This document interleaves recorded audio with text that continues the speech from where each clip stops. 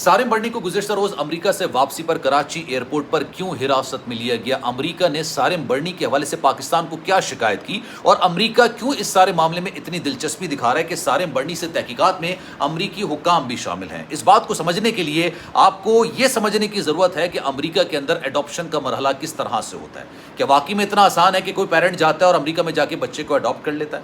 امریکہ نے پاکستان کو شکایت کی کہ سارم برنی نے پچھلے کچھ عرصے کے دوران 25 بچوں کو امریکہ میں لا کے مختلف پیرنٹ کو فروخت کیا، اور ان بچوں کو فروخت کیا جو کہ لاوارث نہیں تھے بلکہ ان کے ماں باپ زندہ تھے، اور ان میں سے ایک بچی ہے جس کا نام ہے حیا۔ یہ آخری بچی ہے جس کو امریکہ میں باقاعدہ طور پر ایک پیرنٹ کو فروخت کیا گیا، اور اس کے والدین تک حکام کیسے پہنچے؟ اب یہ حیا کون ہے؟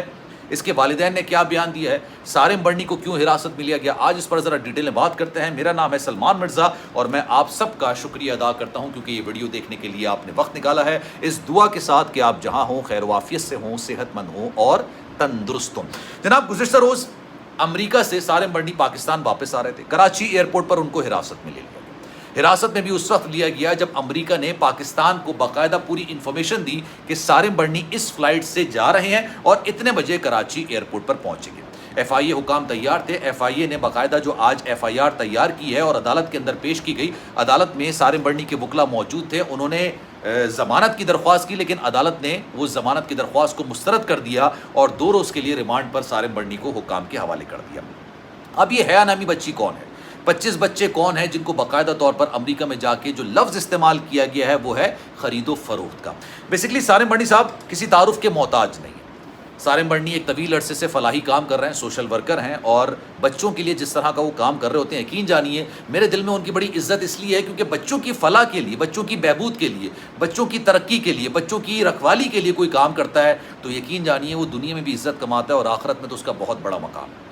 سارم برنی صاحب مختلف ٹی وی چینلز پر بیٹھ کے کہتے تھے کہ جو بچوں کو ان کے پاس چھوڑ کے جائے جاتے تھے، مطلب چاہے وہ پیرنٹ چھوڑ کے گئے ہوں، چاہے وہ رشتہ دار چھوڑ کے گئے ہوں، وہ بچے لاوارث ہوتے تھے، ہم ان کے والدین کو ڈھونڈنے کی کوشش کرتے تھے، ان کے رشتہ داروں کو ڈھونڈنے کی کوشش کرتے تھے، لیکن جب کوئی نہیں ملتا تھا تو ان کو لاوارث ڈکلیئر کر دیا جاتا تھا اور پھر ان کو اپنے ٹرسٹ میں لے لیا جاتا تھا۔ پھر ان کو ایسے پیرنٹ کو دیا جاتا تھا جو کہ بچہ پیدا نہیں کر سکتے، جن کی کوئی اولاد نہیں ہے اور جو یہ صلاحیت رکھتے ہوں کہ بچے کو اچھے طریقے سے پال پوس کے بڑا کر سکیں۔ لیکن جناب، امریکہ نے طویل عرصے سے سارم برنی کی اپنے ملک یعنی امریکہ کے اندر نقل و حرکت پر کڑی نگرانی رکھی ہوئی تھی۔ لاسٹ ٹائم جب وہ امریکہ گئے تب بھی ان کی کافی زیادہ سرویلنس کی گئی، ان سے کافی زیادہ پوچھ گچھ کی گئی، کیونکہ ایک بچی کو امریکی حکام نے ٹریک کر لیا اور بچی کا نام ہے حیا۔ اس امریکی جو بچی ہے اس کو امریکی حکام نے بتایا کہ اس کو پاکستان میں ان کے پیرنٹ سے، جس کو بتایا گیا کہ یہ بچی لاوارث ہے، اس کا کوئی والی وارث نہیں ہے، یہ اس کا کوئی رشتہ دار نہیں ہے، اس لیے اس کو باقاعدہ طور پر کسی پیرنٹ کے حوالے کیا جا رہا ہے، ان کو اڈاپٹ کروایا جا رہا ہے۔ امریکی حکام نے یہ شکایت کی کہ جناب ان کے باقاعدہ طور پر پیرنٹ موجود ہیں اور 10 لاکھ روپے میں حیا نامی بچی کو اس کے والدین سے خریدا گیا اور امریکہ میں لا کے ایک پیرنٹ کو بیچا گیا۔ یہ شکایت انہوں نے کی اور انہوں نے کہا یہ پہلی بچی نہیں ہے، پچھلے کچھ عرصوں کے دوران 25 بچوں کو لایا گیا جس میں سے 15 لڑکیاں شامل ہیں۔ اب یہ بڑا سنگین قسم کا الزام ہے۔ آپ کو یہ بات سمجھنے کی ضرورت ہے کہ امریکہ کے اندر اگر بچے کو اڈاپٹ کیا جاتا ہے نا تو ایسے ہی نہیں ہے کہ اگر آپ کی اولاد نہیں ہے یا آپ نئی اولاد کرنا چاہتے ہیں تو آپ جائیں گے اور جا کے بچے کو اڈاپٹ کر لیں گے، ایسا نہیں ہوتا ہے۔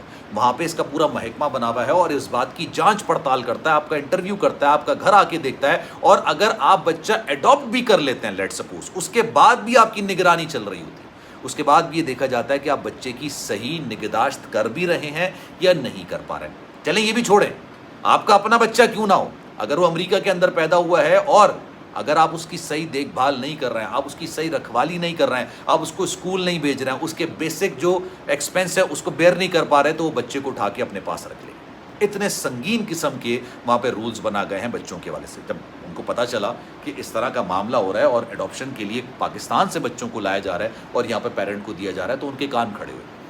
انہوں نے کافی عرصے سے تحقیقات کی اور تحقیقات کر کے انہوں نے پاکستانی حکام کے حوالے کر دیا۔ اچھا، یہاں پر بھی کہا یہ جا رہا تھا کہ کافی عرصے سے اس طرح کی شکایت تھی۔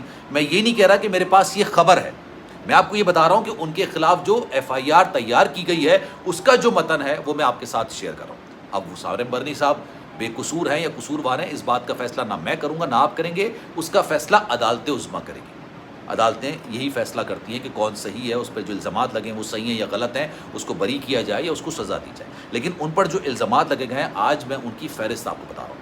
اب جو FIR درج کرائی گئی ہے اس میں باقاعدہ طور پر انسانی اسمگلنگ کا الزام لگایا گیا.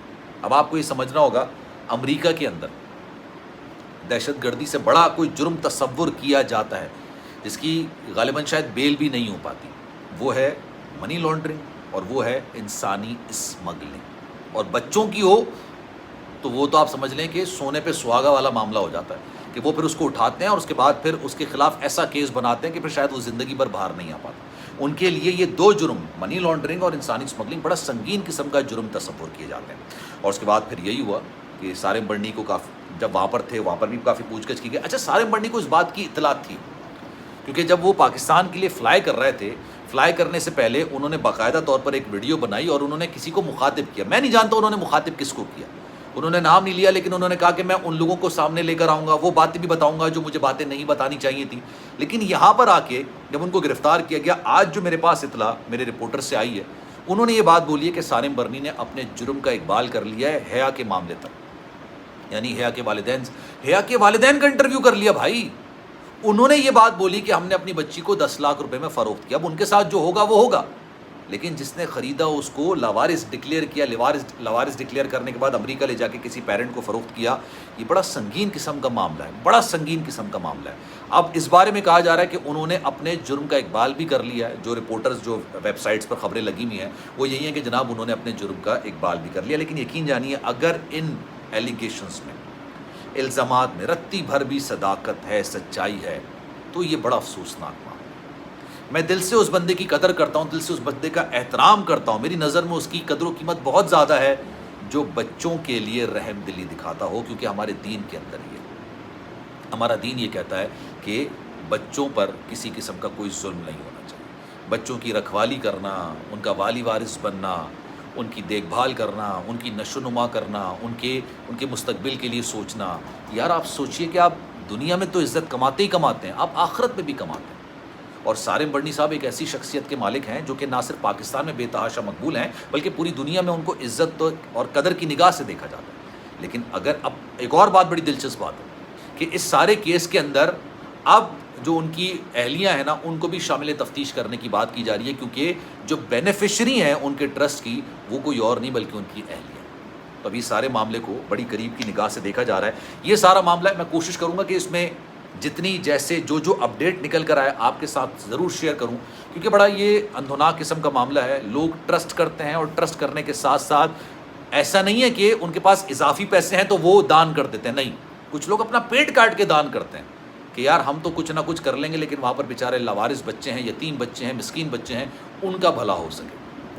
خیر، اس بارے میں آپ کی رائے کیا ہے؟ میں چاہوں گا کہ کامنٹ سیکشن میں اپنی رائے کا اظہار ضرور کیجیے گا. سلمان مرزا کو دیجیے اجازت. زندگی رہی، صحت رہی، آپ کی دعائیں رہیں تو انشاءاللہ آپ سے پھر ملاقات ہوگی. خیال رکھیے گا اپنا. اللہ آپ کا حامی و ناصر. اللہ حافظ.